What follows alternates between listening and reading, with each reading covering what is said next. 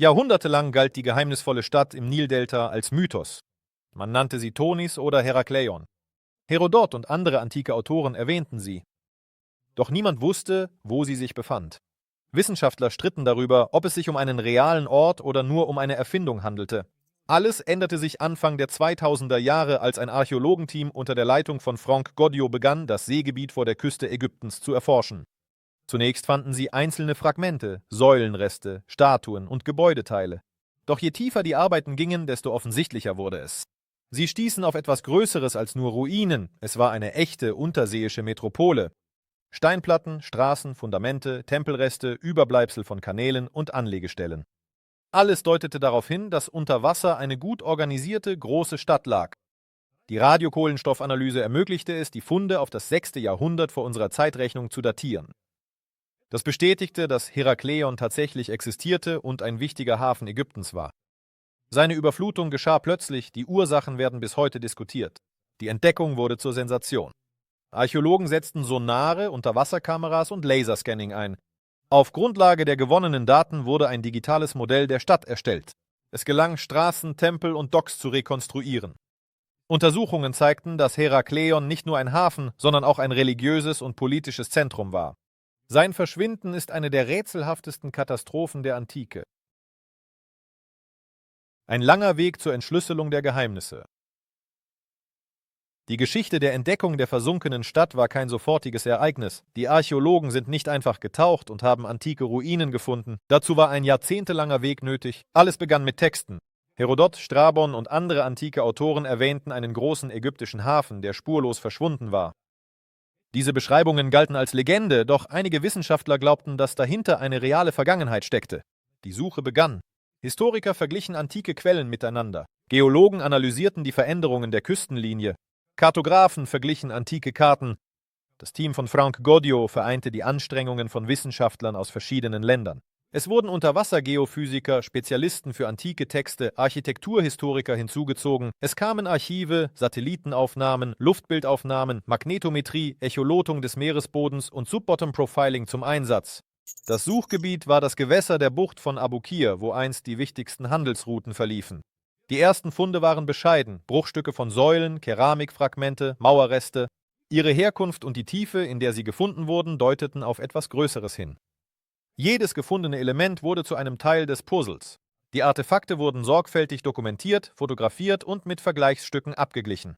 Es war ein mühsamer Prozess, der Genauigkeit, Ausdauer und wissenschaftliche Disziplin erforderte. Die Archäologen erkannten, dass sie nicht einfach nur Artefakte suchten, sondern eine verschwundene Stadt wiederherstellten. Diese Jahre der Forschung wurden zum Fundament der größten Unterwasserentdeckung des 21. Jahrhunderts. Das Unterwasserleben der Stadt Herakleion. Nachdem die Existenz der untergegangenen Stadt bestätigt worden war, begann die Phase der Erforschung ihrer Struktur. Es stellte sich heraus, dass es sich nicht einfach um Ruinen handelte, sondern um eine ganze Metropole mit entwickelter Infrastruktur. Straßen, Tempel, Docks, Märkte, alles befand sich an seinem Platz. Die Archäologen fanden Überreste heiliger Bauwerke, darunter den Haupttempel des Amun von Herakleion, in dem religiöse Zeremonien stattfanden. Es wurden außerdem Elemente des Chons-Tempels, Statuen von Göttern und Inschriften entdeckt, die die Rolle der Religion im Leben der Stadt bestätigen. Herakleion war nicht nur ein spirituelles, sondern auch ein wirtschaftliches Zentrum. Hier wurden ausländische Schiffe kontrolliert, die nach Ägypten unterwegs waren. Im Hafen befanden sich Lagerhäuser, in denen Waren, Wein, Getreide, Öl und Weihrauch aufbewahrt wurden. Die Straßen der Stadt waren durch Kanäle verbunden, auf denen Boote fuhren. Das machte die Stadt zum Venedig Ägyptens ihrer Zeit. Archäologen haben Hunderte von Gefäßen, Ankern und Schiffsausrüstungsteilen gefunden, die den regen Seehandel belegen. Erstaunlich ist, wie gut die Elemente der Stadtplanung erhalten geblieben sind. An manchen Stellen gelang es, die Umrisse von Stadtvierteln und sogar einzelnen Gebäuden zu rekonstruieren. All dies ermöglichte es den Wissenschaftlern, sich das Alltagsleben der Bewohner vorzustellen, wie sie arbeiteten, beteten und handelten. Herakleion war ein lebendiger Organismus, in dem die ägyptische Kultur mit griechischen Einflüssen verflochten war. Hier zeigte sich eine Vermischung der Zivilisationen, die Spuren in der Architektur, Kultur und Politik der Region hinterließ. Die Schätze, die in den Tiefen des Meeres gefunden wurden. Einer der beeindruckendsten Aspekte der Entdeckung dieser Stadt waren die Artefakte, die unter dicken Schlammschichten gefunden wurden. Archäologen entdeckten Granitstatuen mit einer Höhe von bis zu 16 Fuß, die Pharaonen und Götter darstellten. Diese Monumente standen einst am Eingang der Tempel und waren Symbole der Macht. Trotz der Jahrhunderte, die sie unter Wasser verbrachten, sind viele von ihnen erstaunlich gut erhalten geblieben, dank der dichten Schlammschicht, die die Objekte vor Zerstörung bewahrte. Einige Statuen wurden in nahezu perfektem Zustand geborgen. Neben den Monumenten wurden hunderte kleine Artefakte gefunden. Darunter befanden sich goldene Schmuckstücke, Münzen, rituelle Amulette, Keramikgefäße und Lampen. Besonderes Interesse weckten Körbe mit getrockneten Früchten, die auf das 4. Jahrhundert vor Christus datiert wurden. Sie wurden in rituellen Räumen aufbewahrt und vermutlich bei religiösen Zeremonien verwendet. Unterwasserkameras hielten fest, wie Schicht um Schicht der Schlamm der Geschichte wich. Bronzespiegel, Steintafeln, Fragmente von Tempelgeräten. Diese Funde ermöglichten es, ein genaues Bild vom Leben in der antiken Stadt zu zeichnen. Hier verehrte man Götter, trieb Handel und empfing Schiffe aus verschiedenen Ländern. Mehrsprachige Inschriften belegen die Existenz internationaler Verbindungen. Jedes Detail, das vom Grund geborgen wird, erweckt eine vergangene Epoche zum Leben. Dank dieser Funde wurde Herakleion nicht nur zu einer archäologischen Sensation, sondern auch zum Schlüssel für das Verständnis der Rolle Ägyptens in der Mittelmeerwelt. Das Geisterschiff, das Flaggschiff der Unterwasserarchäologie. Unter den Funden auf dem Gebiet der versunkenen Stadt erregte ein antikes Schiff besondere Aufmerksamkeit. Es war zwischen den Ruinen gesunken. Es erhielt die vorläufige Bezeichnung Schiff 17 und wurde zum ersten so gut erhaltenen Fund eines Schiffs aus der hellenistischen Periode in der Geschichte Ägyptens. Das Schiff war etwa 28 Fuß lang und seine Konstruktion erstaunte die Forscher. Sie vereinte traditionelle ägyptische und griechische Elemente. Der flache Boden, der für die Navigation in seichtem Wasser typisch ist, und Untersuchungen zeigten, dass das Schiff unter den Trümmern von Tempelbauten begraben wurde, die infolge einer Katastrophe eingestürzt waren. Das erklärt, warum der Rumpf besser erhalten blieb, als es bei maritimen Funden normalerweise der Fall ist.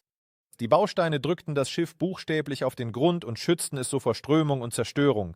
Bei den Ausgrabungen wurden Teile von Rudern, Fragmente von Befestigungen und Elemente der Segelausrüstung entdeckt.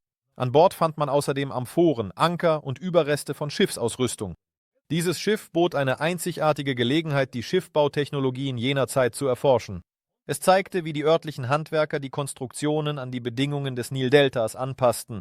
Dank ihm konnten Archäologen nicht nur den Aufbau der Flotte besser verstehen, sondern erhielten auch einen Schlüssel zum Verständnis der Handels- und Militärwege des alten Ägypten. Das Schiff wurde zum Symbol der Tragödie der untergegangenen Stadt und zu einem der beeindruckendsten Exponate in der Geschichte der Unterwasserarchäologie. Wie ist die Stadt unter Wasser geraten? Das Verschwinden der Stadt Herakleion war nicht die Folge von Krieg oder Feuer. Die Stadt wurde nicht von ihren Bewohnern verlassen, sie brannte nicht nieder und wurde auch nicht von feindlichen Armeen zerstört. Sie ist buchstäblich unter Wasser verschwunden. Und die Erklärung für dieses Phänomen erwies sich als nicht weniger erstaunlich als die Funde selbst. Archäologen, Geophysiker und Geologen kamen zu dem Schluss, dass eine Kombination natürlicher Faktoren die Ursache war. Das wichtigste davon ist das Phänomen der Verflüssigung. Ein Prozess, bei dem das Wasser im Boden den Untergrund instabil macht. Und der Boden beginnt sich wie eine Flüssigkeit zu verhalten. Hinzu kamen Erdbeben, die regelmäßig das Nildelta erschütterten, sowie der durch den Klimawandel verursachte Anstieg des Meeresspiegels. Diese Phänomene führten dazu, dass Gebäude zusammen mit Landflächen einzusinken und unter Wasser zu verschwinden begannen. Herakleion wurde auf sumpfigem und schwachem Boden erbaut, was die Stadt besonders anfällig machte. Nach Einschätzung von Fachleuten ereignete sich die Katastrophe innerhalb sehr kurzer Zeit, möglicherweise sogar innerhalb einer einzigen Saison. Diese Erkenntnisse wurden durch seismische Untersuchungen und die Analyse von Ablagerungen bestätigt. Archäologen entdeckten Bauklötze, die von ihrem Platz verschoben waren, Gebäudefragmente in Schräglage und Spuren von Unterwasserabbrüchen. All dies zeugt von einem gewaltigen Naturereignis.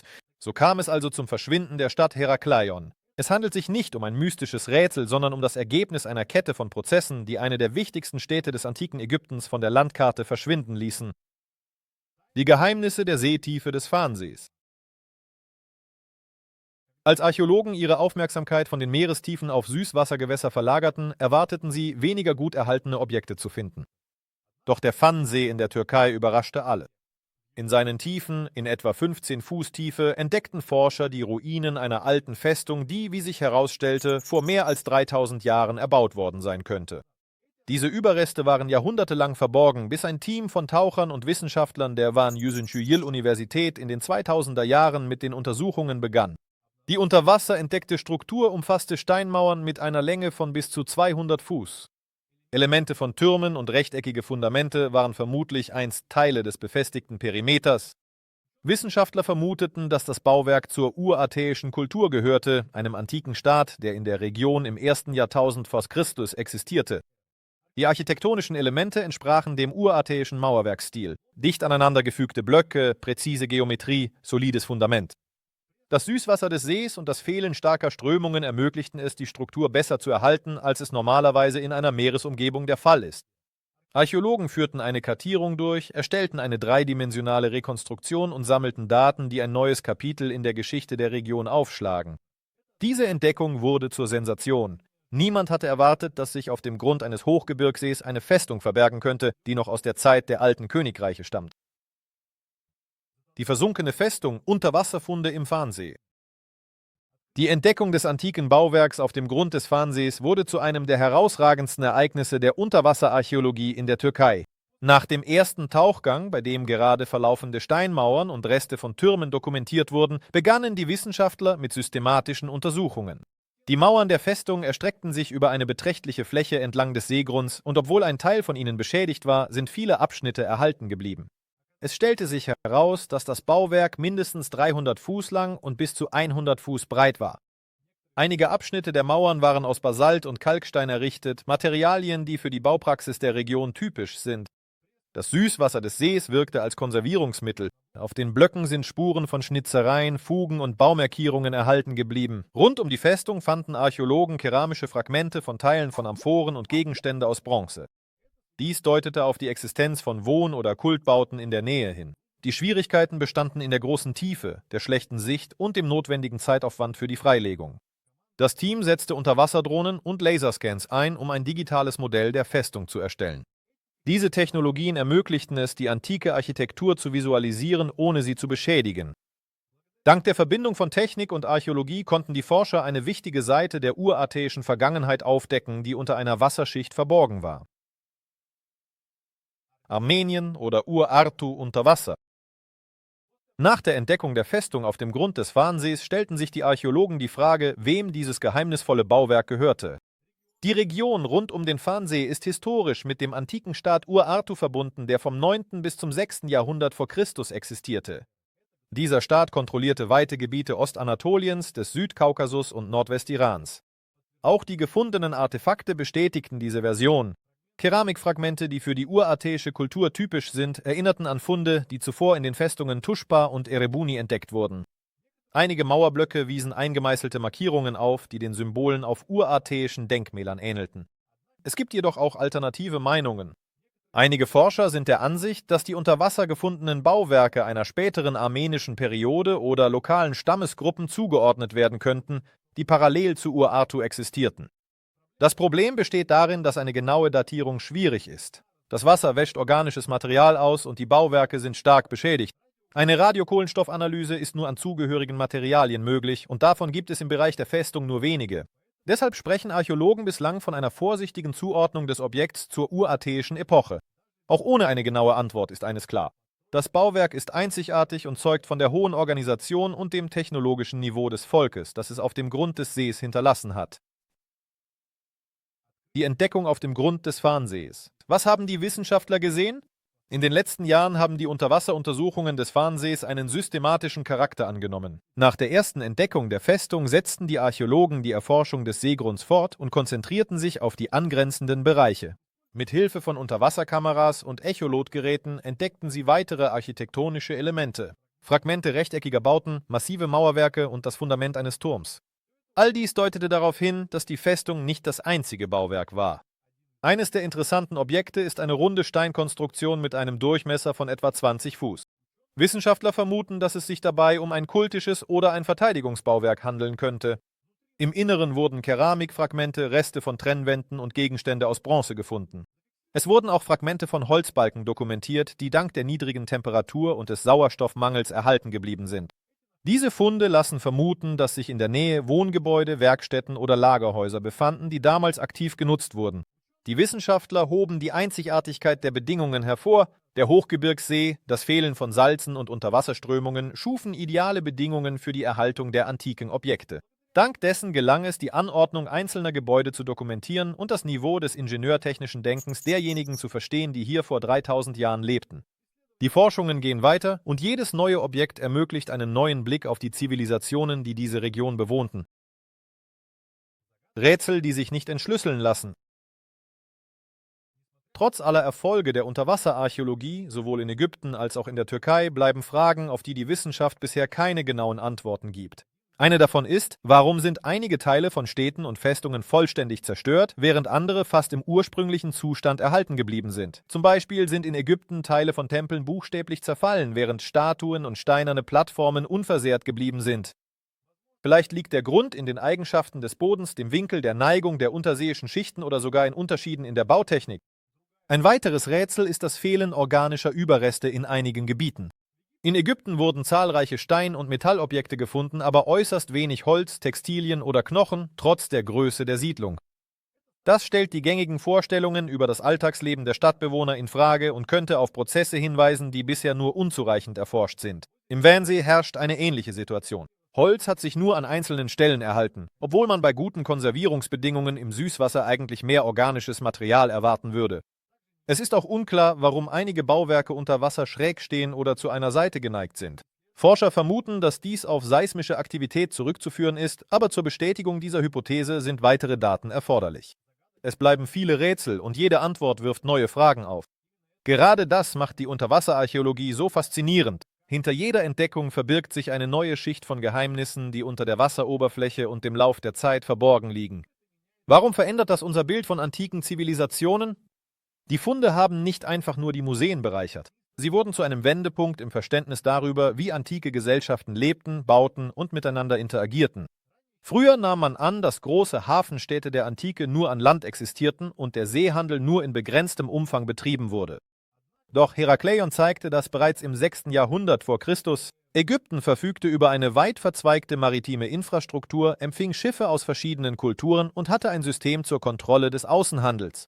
Eine wichtige Entdeckung war das Vorhandensein mehrsprachiger Inschriften sowie Artefakte griechischen und ägyptischen Ursprungs. All dies zeugt von einem hohen Maß an kulturellem Austausch. Die Stadt war keine isolierte Siedlung, sondern ein aktiver Teilnehmer an regionalen Prozessen. Er verband Afrika, den Nahen Osten und Europa. Dasselbe gilt für die Festung im Vansee. Ihre Architektur, die Bautechnik und die in der Nähe gefundenen Gegenstände zeugen von einer komplexen sozialen Struktur und technologischem Potenzial. Beide Funde beweisen, dass die antiken Zivilisationen weiterentwickelt waren, als man bisher angenommen hatte. Sie verfügten über Technologien, Arbeitsorganisation und Materialkenntnisse, die es ihnen ermöglichten, komplexe Bauwerke zu errichten. Diese Entdeckungen erweitern nicht nur die Karte der Siedlungen, sie schreiben die Geschichte neu. Unter Wasser verbergen sich nicht nur Städte, sondern auch der Schlüssel zum Verständnis von Verbindungen und Errungenschaften, die wir erst zu begreifen beginnen. Die Enthüllung des größten Geheimnisses und das Fazit. Kann eine ganze Stadt verschwinden, ohne eine Spur zu hinterlassen und dann plötzlich wieder auf der Weltkarte erscheinen? Die Geschichte zeigt, ja. Kann eine uralte Festung jahrhundertelang auf dem Grund eines Süßwassersees liegen und auf ihre Zeit warten? Die Entdeckung im Vansee gibt eine eindeutige Antwort. Alles, was als Fiktion oder Übertreibung galt, hat sich als Realität erwiesen. Und das wurde wissenschaftlich bewiesen nach jahrelanger mühsamer Arbeit und dem Einsatz modernster Technologien.